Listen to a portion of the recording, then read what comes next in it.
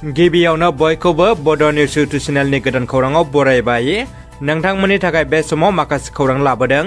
भिडिअखौ जोबजासे नायलांनो दाबाव आरो चेनेलाव गोदानब्ला अन्नानै साबस्क्राइब खालामना बेल आइकनआ अलाव होनानै ला आरो भिडिअखौ लाइक कमेन्ट शेयार खालामनो गुरै खावलायबाय। दानिया फैदो दिनैनि खौराङाव।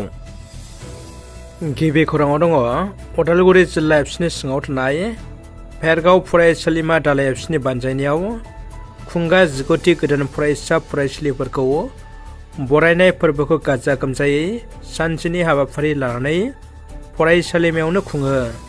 हाबाफारिनि गेवलां सावरायमेल बेखेवगिरि महरै हांख्रायनाय लेखा उदालगुरि जिल्ला दुलाराय बर' फरायसा आफादनि मानगोनां आफादगिरि कर्नेलियास दैमारि बिथाङा बाहागो लाना फरायसा फरायसुलि बिथांमोनखौ बरायनायजों लोगोसे बेसेनगोसा बिबुंथि लाखियो। बे मेलावनो माननि आलासि महरै हांख्रायनाय लेखा उदालगुरि जिल्ला दुलाराय बर' फरायसा आफादनि मानगोनां लोगो आफादगिरि रबिन्द्र बर' बिथाङाबो बाहागो लाना सुंद' बिबुंथि लाखियो। बिथांमोनजों लोगोसे एबसुनि मानगोनां नेहाथारि रमेश चन्द्र बर', रमेन रामसिङारि, थुनलाइयारि नेहाथारि दानेश्वर बसुमतारी आरो सुबुं फोनांजाब नेहाथारि मैखुन खुंगुर बर' बिथांमोनाबो बाहागो लानानै हाबाफारिखौ जाफुंसार होयो। क'क्राझार लकसभा बिजाबाव BPF आरो UPL दोलोनिफ्राय सोरनो बिजाथि होगोन दासिम मोन्नैबो दोलोआ फोसावना होआखै। दासिम मोन्नैबो दोलोआ रोखा फोसावना होआखैब्लाबो BPF आरो UPLनिफ्राय खाम्फा बरगयारी आरो राजु नार्जारिनि मुङानो आवगायसिना थानायखौ नुनो मोन्दों। BPF दोलोनिफ्राय आगुनि BTCनि बारग' लेङाइ गाहाय मावफुं सोद्रोमा खाम्फा बरगयारी बिथाङा फैगौ लकसभा बिसायख'थियाव BPF हानजानिफ्राय क'क्राझार बियाबाव टिकेट मोनोब्ला गेलेनो साखाफारा होनना खाम्फा बरगयारी बिथाङा बुंदों। लोगोसे UPL दोलोनिफ्राय UPL दोलोनि गाहाय नेहाथारि राजु नार्जारिया दोलोनिफ्राय टिकेट मोनोब्ला दावहारु बायदि बारसोमगोन होनना बिथाङाबो खौरां बिजोंनि गेजेराव बुंथिदों। मख'नो गोनांदि मोन्नैबो दोलोआ सोरनो बिजाथि होमारगोन बेखौ उन समावसो आबुङै मिथिनो हागोन। फरायसाफोरनि थाखाय मोनसे गोनांथार खौरां। 10 थाखोनि फरायसा फरायसुलिफोरनि थाखाय मोनसे गिदिर फोसावथाय। सेबाया फोसावना होबाय मेट्रिक आनजादनि रुटिनखौ। फैगौ 2024 मायथाइनि 16 फेब्रुवारिनिफ्राय जागोन SSLCनि मेट्रिक आनजादा। जायफोर फंबाय बिनानावमोनहा देग्लाय मेट्रिक आनजाद होगोन बिथांमोना मोजां लिरनाय फरायनायाव गोसो होदो आरो गावबा गावनि देहाखौ जोथोन लाखिना आनजादनि थाखाय थियारि जादो। बलिउडनि बयजोंबो मिथिजानाय मुंदांखा फावखुंगुरखौ बुथारनो हुमखि।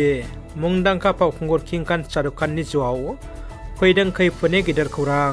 सुलुंनि बायदिब्ला पाठान आरो जवान सावथुननि जाफुंसारनायनि उनावनो मुंदांखा फावखुंगुर शाहरुख खानखौ बुथारनो हुमखि हरदों। जाथायखौ लानानै हादरनाङै खौरां बिजों आरो समाजारि बिजोङाव गोबां सावरायदों। मख'नो गोनांदि किं खान शाहरुख खानआ गावनि जिउनि फारसे खैफोद फैनायनि उनावनो महाराष्ट्र सरकारनिसिम जिउनि रैखाथिनि थाखाय रैखाथिनि आर'जलाइ गथायो। दायो शाहरुख खानखौ रैखाथि होनो महाराष्ट्र सरकारा Y+ सिकिउरिटि रैखाथि होनाय जासिनना महाराष्ट्र पुलिसा मिथिदों। मख'नो गोनांदि Y+ केटेगरि सिकिउरिटियाव 7 पुलिसा रैखाथि होगोन किं खान शाहरुख खानखौ। आलादा बड'लेण्ड रायजोनि थाखाय बन्सुआ मैया 12 घन्टा बिटिआर बन्द फोसावदों। बन्सुआ मैया 12 घन्टा बिटिआर बन्द फोसावनाया बिटिआरनि माखासे ओनसोलाव गोहोम खोख्लैदों आरो माखासे ओनसोलाव जेबो गोहोम खोख्लैयाखै। उदालगुरियाव बन्सुनि बन्द फोसावनाया थोजासे गोहोम नांदों। उदालगुरि नोगोरजों लोगोसे दाब दाब जायगाफोराव गोहोम खोख्लैनायखौ नुनो मोन्दों। बन्सुनि बन्दनि समाव दखान बाजार आरो हान्था मेला गासिबो बन्द थानायखौ नुनो मोन्दों। मोनसे गोरबो बिखा खामथाव दुखुनि खौरां। अंकुर दाउनि डक्टर जानायनि सिमाङा सिमाङैनो थालांबाय।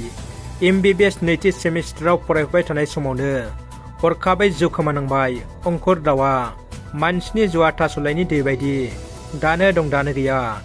सोर मिथिगौ सोर माब्ला समाव मा जायो। अंकुर दाउनि आंगो बिमा बिफायाबो माब्लाबाबो सानफेराखैमोन अंकुर दाउआ बेबायदि हरखाबै बे बुहुमखौ अरायनि थाखाय नागारलांगोन होननानै।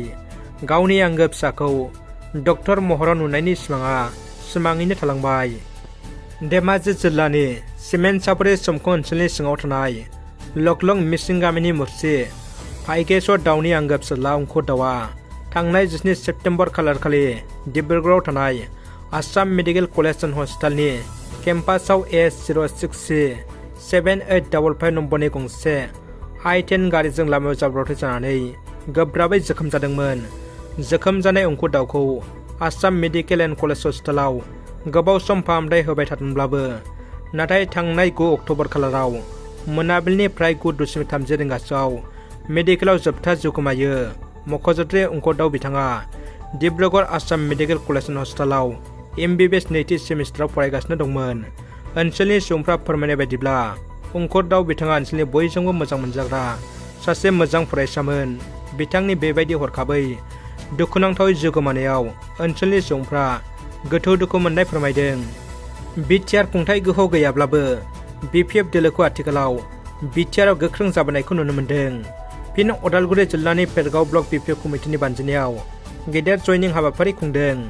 उदालगुरि जिल्लानि पेरगाव ब्लक BPF कमिटिनि जयनिं हाबाफारियाव UPPL BJPखौ लाफानानै गुबुन गुबुन राजखान्थियारि हान्जानि गासै सा 1300नि बांसिन मावथि सोद्रोमाया BPF हान्जायाव हाबदों। BPF दोलोआव हाबनाय गासिखौबो बरना लायो। BPFनि आफादगिरि हाग्रामा महिलारि बिथाङा बे जयनिं हाबाफारियाव लाइमोन BPFनि नेहाथारि कास्टम बसुमतारिया बाहागो लायो। बिथाङा प्रमद बर'नि खुंनायाव बर'फोरा गावनि रायजोआवनो न' गैया जादों होनना गोख्रों अजद होदों। मख'नो गोनांदि बे मेलाव हाग्रामा महिलारिजों लोगोसे BPFनि गोबां दैदेनगिरिफ्रा बाहागो लायो। मोनसे गोजोनथाव खौरां, नोंथांनि बरादा लाबोगोन 4 लाख रां। 4 लाख, 2 लाख, 1 लाख मोनथाम बान्था। बोरसिजों ना हमनाय बादायनाय हाबाफारि लोगोसे कनसलेसन प्राइजआ 10,000 रां। नंगौ, गिबि खेबनि थाखाय बिटिआर हालामनि टंला ओनसोलनि हारसाफारियाव जागोन बोरसिजों ना हमनाय बादायनाय। बे बादायनाया बोहैथि दाननि 30 नभेम्बराव हारसापारायाव थानाय फुख्रियाव जागोन होनना मिथिहोदों हारसापारा फिसारि फार्मार एस'सिएशना। सासे उन्दै बर' गथ'आ आलाय सिलाय जादों। बे सावगारिया ससियेल मिडियायाव गोसारदों। बे आजाया बबेनि, सोरनि फिसा, मा मुं जेबो थं मोनाखै। बे गथ'आ बायहाटा सारियालि पुलिस थानायाव दं। बे गथ'आ गावनि थं आरो बिमा बिफाखौ जेबो खोन्थानो रोङा। सोरबाफोर सिनायब्ला बायहाटा सारियालि पुलिस थानायाव खौरां लानो थाखाय थानानिफ्राय खावलायहरदों। मैया फुंनि 5 रिंगासोआव गोबारै बारनाय बारा चिरां जिल्लानि सिङाव थानाय बिजनी खोला गारगाव गामियाव गोबां खहा खालामदों।